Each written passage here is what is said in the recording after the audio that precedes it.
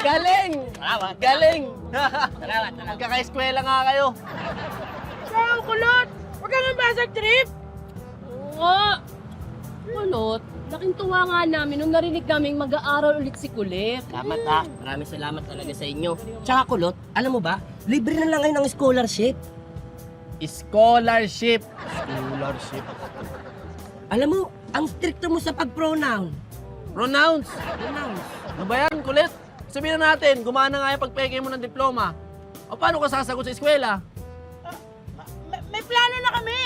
Ang gagawin namin, tatambay lang kami doon sa may labas ng classroom, tapos iko-coach na namin siya. Ang ganda Oo nga, kasi hindi nyo alam, may honor tong si Kalog nung grade 1. Oh, may honor yan? Oh yes! Talaga? O sige nga, halimbawa, magtanong si teacher, lika dito.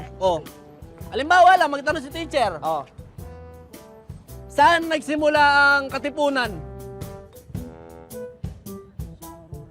Aurora Boulevard! Aurora Boulevard. Paano napunta sa kalye? O sige, iba na lang para mas simple. Taga saan si Mabini?